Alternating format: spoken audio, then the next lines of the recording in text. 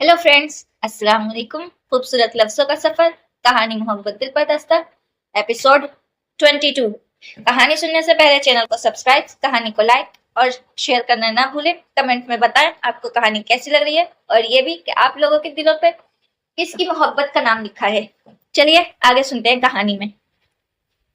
इश्ताल की शदीद लहर पर एक पल ही में बेचारगी और बेबसी हावी हो गई। कुछ भी नहीं कहा इसने, कुछ भी नहीं। इसने शिकस्ता अंदाज में कहते हुए घुटनों के गर्द बाजू लपेट लिए। इसकी आंखों में चमकती नमी, लब व लहजे की आजूदगी मोहित के लिए बहुत चौंका देने वाली बात थी। मेरी परेशानी, मेरा दर्द सर है। मुझे तुमसे किसी भी किस्म की मदद नहीं चाहिए। मैं इस मसले को खुद हल कर सकती हूँ, वह भर्राई आवाज में कह रही थी।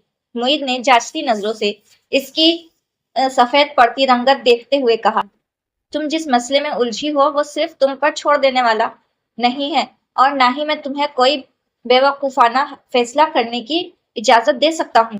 इसका अंदाज सरासर समझाने वाला था, मगर जाने किस लफ्ज ने इसके दिल पर इतना शदीद असर किया था कि वह इस पर उलट पड़ी। हर कोई अपने मसले को अपनी पसंद और मर्जी से हल करता है। तुम मर्दों के पास अकल की पावर ऑफ अटर्नी है क्या, कि अकल मानाना फैसले सिर्फ तुम ही को कर सकते हो? क्या लड़कियों का अपनी जिंदगी पर इतना भी हक नहीं होता कि वह खुद से मुताल्लिक एक भी फैसला कर सके? तुम लोग फैसला करते हुए सिर्फ और सिर्फ अपनी जात को मद्देनजर रखते हो, अपनी पसंद, अपनी मर्जी, अपनी तरजीहात। बाकी हर शे, हर जज्बा, हर इंसान बेवाकियात है तुम लोगों के लिए। तुम लोगों का फैसला किसी की जिंदगी पर क्या असर डालता है, इससे तुम्हें कुछ गर्ज नहीं होती, मगर मेरी नजर में तुम लोग बुजदिल हो, बुजदिल। इसका गुस्सा बढ़ते हुए इश्ताल को की हदूद को छूने लगा तो हिस्ट्रियानी कैफियत का शिकार होते हुए वे यकलख्त की चीखने लगी। हाथ मारकर इसने साइड टेबल पर भरा पानी से भरा जग भी जमीन पर गिरा दिया।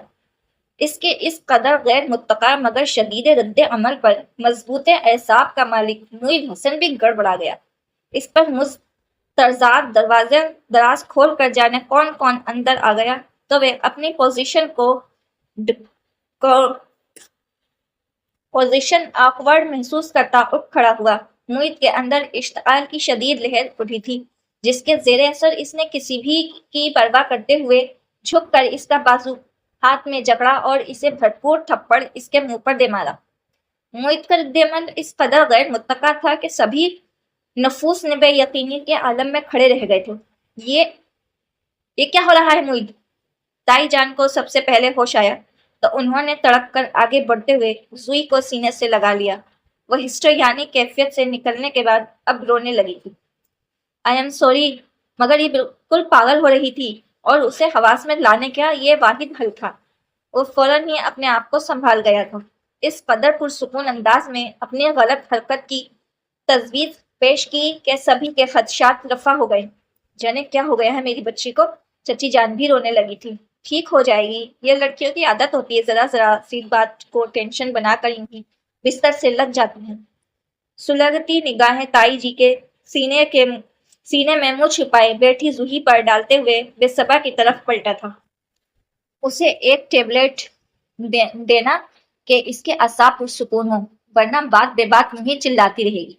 इसी इत्मीनान से मशवरा देता हुए कमरे से निकल गया। मैं जूही की तरफ मुतवजा हो गई। जिल्लत का एहसास लोगों में कांटे लग की तरह दौड़ने लगा। वे फिर से रोने लगी। सुहानी शाम इंजॉय की जा रही है। वो शावर लेकर बाहर आया तो वो सब लॉन में मौजूद थे। मौसम काफी खुशगवार था, इसलिए निगीन और अदनिया ने शाम की चाय का इंतजाम लॉन में कर रखा था। तुम्हें किसने रोका है, तुम भी आकर एंजॉय कर लो, अदनिया ने इसके लिए कप में चाय उंडेलते हुए कहा। दावत दी तो वे इसके साथ वाली कुर्सी पर आ बैठा। वो तो मैं करूंगा ही, गर्मी के मौसम में अगर कभी ऐसी शाम आए तो इसको एंजॉय न करने वाला बदजोक ही बल्कि गुनहगार होता है। इसने अदनिया के हाथ से चाय का कप लेते हुए मुस्कुराकर कहा। ये कबाब भी ले, मैंने नए तरीके से बनाए हैं, नगीन ने पुरशौक अंदाज में कहते हुए कबाबों वाली प्लेट नौफिल के सामने की तो इसने भवों को खफीफ सी जुम्बिश देकर मुस्कुराते हुए एक कबाब उठा लिया। इसके कबाब खत्म होने तक नगीन उसे उम्मीद भरी नजरों से देखती रही थी। तो यही थी कि अब वो तारीफ करेगा। कैसा था? بہت اشتیاق سے پوچھا۔ وہ منہ بنا کر بولا، ویسا ہی جیسے پہلا ہوتا ہے۔ کیا یعنی آپ کو کوئی فرق ہی محسوس نہیں ہوا؟ اسے سخت صدمہ پہنچا تھا۔ نہیں، فرق تو ہے۔ وہ ایک اور کباب اٹھا کر دیکھتے ہوئے مسکراہٹ دبا کر سادگی سے بولا، پہلے تم اسے گول شیپ میں بناتی تھی، اب چوکور بنایا ہے۔ آپ دانت پیس کر رہ گئی تو وہ ہنسنے لگا۔ یوں ہی مذاق کر رہا ہوں نگی، میں نے کہا نا بہت اچھے بنے۔ صالح بیگم نے اس کو تسلی دی، نگی بے فکر رہو، تمہاری شادی تک تم کوکنگ میں پرفیکٹ ہو جاؤ گی۔ عدنیہ نے بھی اسے کچھ کہا تو وہ نوفل کی ہنسی پر کھسیاہٹ کا شکار ہونے لگی۔ جی نہیں، میں اس لیے نہیں سیکھ رہی یہ سب۔ جی ہاں جی، سسرال میں تو یہ بھوک ہڑتال کرائے گی، نوفل نے سر ہلاتے ہوئے کہا۔ آپ تو بس میری سسرال کے پیچھے پڑ رہے ہیں، نگین جچ آ گئی۔ ویل سیڈ، نوفل بے ساختہ مسکرایا، ایک چاند سا چہرہ ذہن کے فلک پر اپنی تابانی بکھیرنے لگا تھا۔ تم بھی چلو نوفل، انس کی طرف جانے کا پروگرام بنایا ہے میں نے۔ صالح بیگم کو یاد آ گیا تھا، وہ کس خوشی میں؟ اپنے اندر امڑتے ہلکے پھلکے مگر خوشگوار سے احساس کے تحت مسکراتے ہوئے اس نے پوچھا تو وہ بولی، وہ جو بچی ہے نا زوئی، اس کی طبیعت ٹھیک نہیں تھی، میں نے سوچا کہ اس کی عیادت بھی ہو جائے گی اور اسی بہانے ان لوگوں سے مل بھی لیا جائے گا۔ میرا وہاں کیا کام ہوگا؟ اس نے اپنی غیر دلچسپی ظاہر کرنا چاہی تھی۔ کام کیوں نہیں ہوگا بھلا، بہن کی شادی ہو رہی ہے اس گھر میں، بہنوئی کے ساتھ اٹھو بیٹھو گے تو دوستی بڑھے گی، اس کی عادت وغیرہ کا اندازہ ہو جائے گا۔ کم گوسی زرینہ بیگم نے اسے سمجھایا تھا۔ جی پھپھو، آپ کا حکم سر آنکھوں پر، وہ بہت تابے داری سے بولا تھا۔ تو پھر کل ٹھیک رہے گا، صالح بیگم نے اطمینان سے کہا تھا۔ نعمانی جان، آپ نوفل کا بھی کوئی بندوبست کریں، بہت پھر لیا اس نے ادھر ادھر۔ عدنیہ نے اچانک ہی ایک نیا باب کھول دیا تھا۔ کیوں بھائی، میں یوں آزاد اور خوش و خرم تمہیں اچھا نہیں لگ رہا؟ نوفل کا موڈ بہت خوشگوار ہو گیا تھا۔ عدنیہ کو حیرت کے ساتھ ہلکی سی بے چینی نے بھی اپنی گرفت میں لے لیا۔ اس سے پہلے وہ اپنی شادی کے تذکرے کو ہمیشہ گول مول انداز میں بات کر کے ٹال دیتا تھا۔ میں تو کہہ رہی تھی کہ نگی کے ساتھ ہی اس کی شادی بھی کر دو، مگر یہ لڑکا مانے تو نا۔ صالح بیگم نے پیار سے نوفل کو دیکھا تو وہ دو گھونٹ بھر کر کپ خالی کرتے ہوئے مسکرا دیا، پھر شریر لہجے میں بولا، پہلے اس کو تو رخصت ہونے دیں، 4 دن سکھ کی سانس لے لیں، پھر کسی بولنے والے طوطے کو لے آئیں گے۔ طوطا یا طوطی؟ نگین نے تنزل پوچھا تھا۔ چلو جو تم کہو گی لے آئیں گے، اس نے بے نیازی سے کہا تو صالح بیگم ہنسی۔ واقعی بھابھی، اب تو نوفل کے لیے بھی لڑکی ڈھونڈنی چاہیے، زرینہ بیگم نے بھی مشورہ دیا۔ میں تو آج ہی اس کی شادی کرنے کے لیے تیار ہوں، یہ راضی تو ہو؟ انہوں نے کہا تو وہ ہلکی سی مسکراہٹ کے ساتھ بولا، میں تو راضی ہی راضی ہوں۔ خیریت تو ہے نوفل بھائی؟ کیا آپ سچ کہہ رہے ہیں؟ نگین کو اپنے کانوں پر یقین نہیں آیا تھا۔ بھائی ہم بھی تو سنیں، کون ہے وہ خوش نصیب؟ عدنیہ کے دل میں دھڑک پکڑنے لگی۔ سب کے سنتے ہوئے وہ ہنس دیا۔ آپ لوگوں کو تو بس ایک بات ملنی چاہیے، فوراً اس کو بنیاد بنا کر خوابوں کا محل تیار کر لیتی۔ یہ بہت فضول شخص ہے نعمانی جان، اسے چھوڑیں۔ آپ یہ بتائیں کہ انس کی طرف کب جانا ہے؟ عدنیہ نے جانے کس بات کی کھل جانے کے خوف سے فوراً موضوع بدل دیا تھا۔ کل چلے چلتے ہیں، یا پھر نوفل جب تم فارغ ہو، صالح بیگم نے کہا تو وہ بولا، کل ہی ٹھیک ہے، بس ٹائم آپ بتا دیں۔ شام کو چلیں گے، زرینہ بیگم نے کہا تو سب متفق ہو گئے۔ نگین بھابھی کے گھر والے آ چکے ہیں، ہمراہ نے آ کر پرجوش انداز میں اطلاع دی تھی۔ انس بھائی بھی موجود ہے یا نہیں؟ زوہی نے پوچھا تو صبا ہنسی، وہ تو سرے شامہین سے موجود ہے، چلے نا آپ بھی، امی بلا رہی ہیں۔ ہمراہ نے پیغام رسائی کی تھی، میں تو بیمار ہوں، مجھے تو نہیں، یہیں آ کر مل لیں، زوہی نے تمانیت سے کہا تو چادر ٹانگ لی۔ بکواس نہیں کرو، بالکل ٹھیک ٹھاک ہو تم، چلو میرے ساتھ۔ صبا نے اسے آنکھیں دکھائی، جلدی کرے نا، میں تو صرف کولڈ ڈرنکس سرو کر کے آئی ہوں۔ ہمراہ دروازے کی طرف بڑھتے ہوئے بولی تو صبا نے اسے تسلی دیتے ہوئے روانہ کر دیا۔ چلو اب تم بھی اٹھو، اٹھ جاؤ زوئی، صبا نے اسے اشارہ کیا تھا۔ میں نہیں جا رہی صبا، پلیز، اس نے اکتاہٹ امیز لہجے میں کہا تھا۔ خود کو بہت سنبھال لینے کے باوجود دل و دماغ ابھی تک اس حادثے کو بھول نہیں پائے تھے۔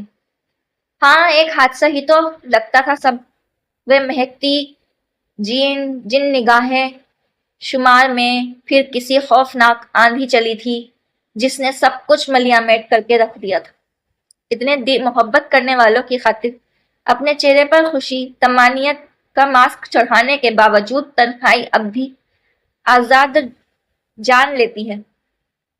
جب ساری آوازیں اپنے اپنے کمروں میں سو جاتی تو دکھ اپنی پوری طاقت کے ساتھ اعصاب کو شکست و سخت سے ہمکار کرنے موجود ہوتا، تب خود کو نئے سرے سے سمیٹنے اور جوڑنے کا وقت طلب کر کام کرتے ہوئے اس کی توانائی جواب دینے لگتی۔ مگر جینا تو پڑتا ہے نا۔ کتنا برا لگے گا زوئی، وہ لوگ کیا سوچیں گے؟ صبا نے اسے شرمندہ کرانا چاہا۔ خیریت تو ہے نا صبا؟ وہاں ایسا کون آ گیا ہے جو تم جانے سے ہچکچا رہی ہو؟ زوئی کو اچانک یاد آیا تھا۔ میں نے خیزی سے پوچھا تو اس نے صفائی پیش کرنے والے انداز میں کہا، قسم لے لو جو مجھے خبر بھی ہو کہ کون کون آیا ہو، میں تو یوں ہی کہہ رہی تھی۔ تو پھر جا کر ڈرائنگ روم میں بیٹھو، اگر نوفل احمد بھی آیا ہو تو سمجھ لینا کہ کچھ گڑبڑ ہے۔ زوہی نے طمانینت سے کہا تو وہ گڑبڑ آ گئی۔ کیا مطلب ہے تمہارا؟ یہی کہ وہ بندہ تم میں انٹرسٹڈ ہے، زوہی نے آرام سے کہہ دیا تو وہ بہت چکی رہ گئی۔ پھر دانت پیستے ہوئے تکیہ اٹھا کر اسے دے مارا۔ بہت گھٹیا سوچ ہے تمہاری زوئی، وہ اٹھ کھڑی ہوئی تھی۔ نہ مانو مگر تم دیکھ لینا ایسا ہوگا ضرور۔ زوئی ہنسی تو وہ نروٹھے انداز میں بولی، سب کا دماغ تمہارے جیسا نہیں ہے ہوتا۔ اب جا کہاں رہی ہو؟ زوئی کو اس کی خگوف کی لطف دے رہی تھی۔ میں جا کر مہمانوں کو بتاؤں گی کہ جس کے لیے وہ آئے ہیں وہ یہاں بے تابی سے انتظار کر رہی ہے۔ وہ چڑ کر بولی، ہاں ہاں کیوں نہیں۔ وہ شہانہ انداز میں بولی تو دروازے کے قریب جا کر کچھ سوچ کر واپس پلٹتے ہوئے اس نے شرارت سے کہا، نوفل احمد کو بھی بتاؤ گی؟ وہ بھی تو اسپیشلی تمہاری خاطر آیا ہوگا۔ صبا اس کے دانت کچکچانے پر وہ ہنستی ہوئی کمرے سے نکل گئی۔ ڈرائنگ روم میں داخل ہونے کے لیے اسے اپنی ہمت متوجہ کرنی پڑی تھی۔ نوفل اور انس کی آوازیں صاف پہچانی جا رہی تھی۔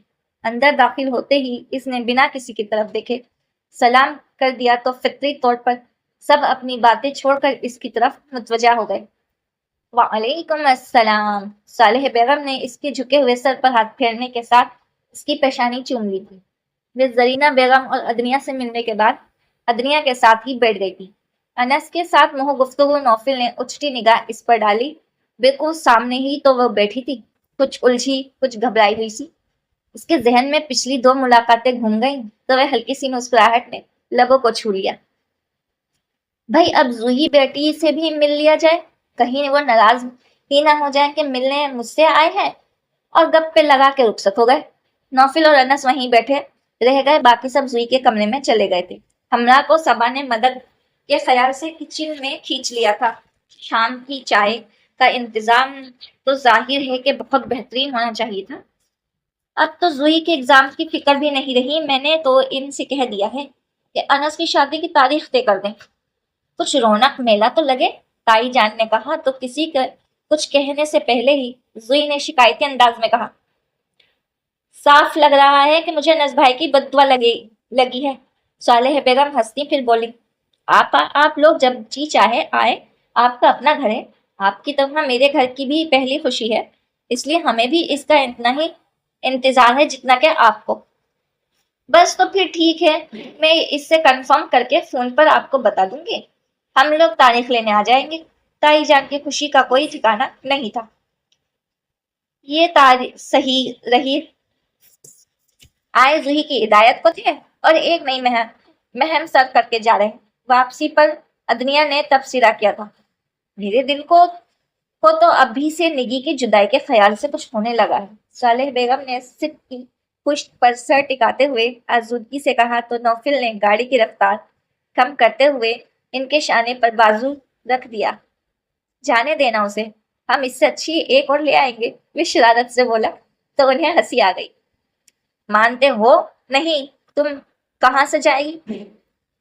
آپ بس اس کی باتیں سنتی رہا کریں نعمانی جان، یہ صرف باتوں میں ہی ہوشیار ہے۔ تو کیا کہتے ہیں، گفتگار کا غازی